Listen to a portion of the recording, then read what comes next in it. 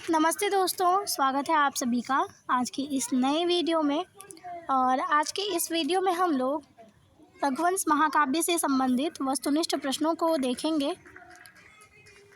तो यह वीडियो आप सबके लिए बहुत ही महत्वपूर्ण है, क्योंकि आप संस्कृत से किसी भी परीक्षा की तैयारी करते हों, रघुवंशम के प्रथम और द्वितीय सर्ग से प्रश्न पूछे ही जाते हैं। तो उसी के क्रम में आज हमारा यह वीडियो है। यह बिहार स्टेट या फिर बीपीएससी टीचर या फिर नेट की परीक्षाओं के लिए अति महत्वपूर्ण है।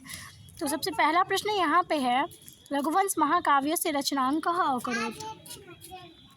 इसके विकल्प आपको दिए हुए हैं, भारवी, कालिदासः, व्यासः और माघः। तो रघुवंश महाकाव्य की रचना जो है वो कवि कुलगुरु कालिदास ने की है। यह इनका महाकाव्य है, जो कि लघुत्रयी महाकाव्य के अंतर्गत आता है।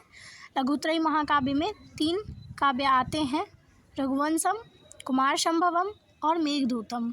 तो लघुत्रयी महाकाव्य के अंतर्गत रघुवंश महाकाव्य है, और साथ ही साथ पंच महाकाव्यों में भी रघुवंश का स्थान है। रघुवंशम है अर्थात रघुवंशस्य किं काव्य स्वरूपम। इस काव्य की विधा क्या है? तो इसके ऑप्शंस आपके सामने हैं, महाकाव्यम, गीतिकाव्यम, नाटकम या व्याकरण ग्रंथ। तो रघुवंश महाकाव्य जो है यह एक प्रकार का महाकाव्य है। अगला प्रश्न है, रघुवंश महाकाव्य के मंगलाचरण में कालिदास ने किसकी वंदना की है? तो रघुवंश महाकाव्य के मंगलाचरण में इसमें कुल 19 सर्ग हैं, और जो पहले सर्ग में जो यहाँ मंगलाचरण की गई है वो शिव और पार्वती की मंगलाचरण में है। वागर्थाविव संपृक्तो वागर्थ प्रतिपत्तये जगतः पितरो वंदे पार्वती परमेश्वरो। यानी कि जिस प्रकार शब्द और अर्थ आपस में एक दूसरे से संबंध रखते हैं, ठीक उसी प्रकार शिव और पार्वती भी हैं, मैं उन्हें नमस्कार करता हूँ। ऐसा कवि कालिदास रघुवंशम के मंगलाचरण में कहते हैं। रघुवंशे जगतः पितरौ इति को वर्णितौ। जगतः पितरौ पार्वती परमेश्वरो। रघुवंश महाकाव्ये सर्गाः सन्ति। रघुवंश महाकाव्य में कितने सर्ग हैं? तो वह हैं कुल 19 सर्ग हैं इसमें। तो इसमें कुल 19 सर्ग हैं, और कुल 19 सर्ग में यहाँ पे राजा दिलीप से लेकर अग्निवर्ण तक की कथा है। अगला प्रश्न है, रघुवंश महाकाव्ये कति राजानौ वर्णिताः सन्ति। इसमें कितने राजाओं का वर्णन है? तो 31 राजाओं का वर्णन है, जिसमें पहले राजा दिलीप हैं और अंतिम अग्निवर्ण नाम के राजा हैं। रघु के वंश का किस में वर्णन है? तो रघु के वंश का वर्णन रघुवंश में है। यहाँ पे जितने प्रश्न हैं वो कहीं ना कहीं परीक्षाओं में पूछे गए हैं, तो निश्चित रूप से आगे आने वाले परीक्षाओं के लिए यह काफ़ी महत्वपूर्ण है। रघुवंश में किस वंश के राजाओं का वर्णन है? सूर्यवंश के राजाओं का वर्णन है। रघुवंश महाकाव्ये सर्वप्रथमं कस्य राज्ञः वर्णनम् अस्ति। सबसे पहले इसमें किस राजा का वर्णन हमें मिलता है? राजा दिलीप का। अगला प्रश्न है, इक्ष्वाकु वंशे जातः। इक्ष्वाकु वंश से कौन संबंधित है? तो राजा राम। अथ प्रजानाम् अधिपः प्रभाते इत्यत्र राजार्थक शब्दः कः। यहाँ पर रघुवंश महाकाव्य का एक पंक्ति दिया रखा है, और पूछा जा रहा है कि इस पंक्ति में राजार्थक शब्द कौन सा है? तो राजार्थक शब्द यहाँ पे अधिपः है। अधिपः का मतलब क्या होता है? राजा। अब इस पूरे श्लोक को हम लोग देख लेते हैं। आप निश्चित रूप से इस श्लोक को नोट कर लीजिएगा, क्योंकि यहाँ पे जो भी प्रश्न पूछे जा रहे हैं वो कहीं ना कहीं प्रीवियस संस्कृत एग्ज़ाम्स में पूछे हुए हैं। तो आगे आने वाले एग्ज़ाम में निश्चित रूप से यह प्रश्न पूछे जा सकते हैं। और श्लोक क्या है इसका? श्लोक आपके सामने है। श्लोक जो है वो द्वितीय सर्ग का पहला श्लोक है, जहाँ पे प्रश्न जो अभी था कि प्रजानाम अधिपः में राजार्थक शब्द कौन सा है, जिसमें अधिपः था। तो पूरा श्लोक है, अथ प्रजानाम अधिपः प्रभाते जाया प्रतिग्राहित गंधमाल्याम वनाय पीत प्रतिबद्ध वत्सांग यशोधने धेनुर्मिषेर मुमुच। द्वितीय सर्ग का पहला श्लोक है, जो यह कह रहा है, क्योंकि द्वितीय सर्ग में दिलीप द्वारा नंदिनी एक गाय रहती है, तो गौ सेवा का जो वर्णन किया गया है पूरे द्वितीय सर्ग में, वहीं अब प्रारंभ हो रहा है। तो द्वितीय सर्ग का पहला श्लोक यह कह रहा है कि जब रात्रि व्यतीत हो जाती है, प्रथम सर्ग तक रात्रि खत्म हो जाती है, तो रात्रि व्यतीत होने पर यश के धनी प्रजा के स्वामी राजा दिलीप ने प्रातःकाल में दूध पी लेने के बाद और बांधे गए बछड़े वाली तथा सुदक्षिणा द्वारा दी गई गंधमाला को ग्रहण करने वाली महर्षि वशिष्ठ की नंदिनी गाय को वन में चराने के लिए खोल दिया। यहाँ से अब क्या शुरू होता है, दिलीप के द्वारा गौ सेवा प्रारंभ हो रही है। ठीक है, तो इस श्लोक के माध्यम से हमने यही देखा कि अब क्या हुआ, रात्रि व्यतीत हो गई है और जो राजा दिलीप है उन्होंने क्या किया, तो गाय को चराने के लिए खोल दिया है। तो इस प्रश्न को हमने देख लिया। अधिपः का मतलब क्या होता है, राजा, और यहाँ पर अधिपः में कौन से राजा की बात की जा रही है, तो राजा दिलीप की बात की जा रही है। अगला प्रश्न क्या है, रघुवंशे कस्य वर्णनम नास्ति, तो रघुवंश से पार्वत्याः वर्णनम नास्ति। रघुवंश में किसकी गौसेवा वर्णित है, अभी हमने देखा रघुवंश में दिलीप की गौसेवा वर्णित है। अगला प्रश्न है आपके सामने, रघुवंश में दशरथ के पिता कौन हैं, तो रघुवंश में दशरथ के पिता अज हैं। अगला प्रश्न है, नंदिनी धेनु का वर्णन किस में है, तो नंदिनी धेनु का वर्णन रघुवंशम में है। रघुवंशम में इंदुमती किसकी रानी है, इंदुमती जो है राजा दशरथ की माता है और वो अज की पत्नी है। राजा दशरथ का संबंध किस वंश से था, सूर्यवंश से।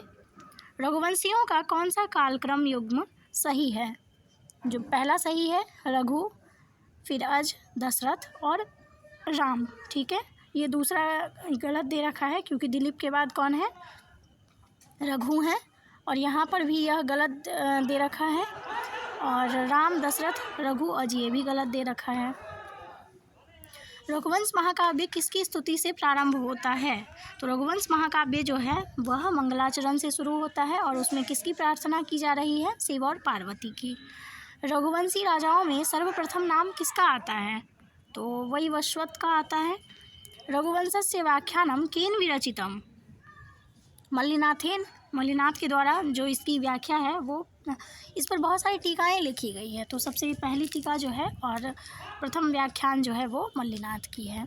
अज विलाप किस में है, तो अज के द्वारा विलाप जो है वह रघुवंश महाकाव्य में हमें मिलता है। अगला प्रश्न है, इंदुमती किस महाकाव्य की पात्र है, रघुवंशम की है। रघुवंश महाकाव्य का पात्र नहीं है, तो राजा राम भी रघुवंश महाकाव्य के पात्र हैं, दिलीप भी हैं और लक्ष्मण जी भी हैं। यहाँ पर भीम जो है वो विकल्प के अनुसार नहीं है। अगला प्रश्न है, अग्निवर्ण पात्र है, तो रघुवंश महाकाव्य के हैं, ये अंतिम राजा हैं रघुवंशम के। अगला प्रश्न पूछा जा रहा है, वर्तन्तु शिष्यस्य कौत्सस्य वृत्तान्तमस्मिन् काव्ये निबद्धं वर्तते, तो यह वर्तन्तु के शिष्य कौत्स का जो वृत्तांत है वह हमें रघुवंश महाकाव्य में मिलता है और यह 5वें सर्ग में हमें प्राप्त होता है। अगला प्रश्न है, इक्ष्वाकुणां दुरापे अर्थे त्वदधीना ही सिद्धयः इति कः कं प्रतीयाः, यह जो है यह आपको रघुवंश महाकाव्य के पहले सर्ग का 72वें श्लोक से यह पंक्ति दे रखी है और पूछा जा रहा है कि यह किसने किसके प्रति कहा है। अब इस श्लोक को हम लोग देख लेते हैं, यह जो है दिलीप ने वशिष्ठ के प्रति कहा है। अब पूरा श्लोक क्या है उसको हम लोग जान लेते हैं। पूरा श्लोक यह आपके सामने है। पूरा श्लोक है, तस्मान मुचे यथा तात संविधातुम तथार्हसि इक्ष्वाकुणां दुरापे अर्थे त्वदधीना ही सिद्धया। यहाँ पर राजा दिलीप कह रहे हैं महर्षि वशिष्ठ से कि हे गुरु, अतएव जिससे कि मैं उस पितृजन से मुक्त हो सकूं ऐसा उपाय आप करें, क्योंकि इक्ष्वाकु वंशी राजाओं के कठिन कार्य की सिद्धियां जो हैं वो आपके अधीन है। इक्ष्वाकुनाम दुरापे अर्थे त्वदधीना ही सिद्धया। तो यहाँ पर जो है यह प्रथम सर्ग से यह श्लोक लिया गया है जिसमें राजा दिलीप जो हैं वो महर्षि वशिष्ठ के पास चूँकि पुत्र की प्राप्ति हेतु आए हैं, तो वो पूछ रहे हैं उनसे, कह रहे हैं उनको कि आप ऐसा उपाय करें कि इक्ष्वाकु वंशीय राजाओं के कठिन कार्य की सिद्धियां जो हैं वो आपके अधीन हैं। तो इसका उत्तर हो जाएगा दिलीपः वशिष्ठं प्रति। अगला प्रश्न है, संध्या से किसकी तुलना की गई है, तो संध्या से तुलना की गई है धेनु की। ये श्लोक है यह दूसरे सर्ग का 20वां श्लोक है जिसमें कहा जा रहा है कि धेनु जो है, गाय जो है नंदिनी, वह सुदक्षिणा और दिलीप के बीच वैसे ही सुशोभित हो रही है। ये पूरा इसका श्लोक जो है वह है दिनक्षपा मध्य गतेव संध्या, जिसमें कहा जा रहा है कि नंदिनी जो है वह दिलीप और सुदक्षिणा के बीच वैसे ही सुशोभित हो रही है जिस प्रकार दिन और रात्रि के बीच में संध्या सुशोभित होती है। तो यहाँ पर संध्या से किसकी तुलना की जा रही है? धेनु की।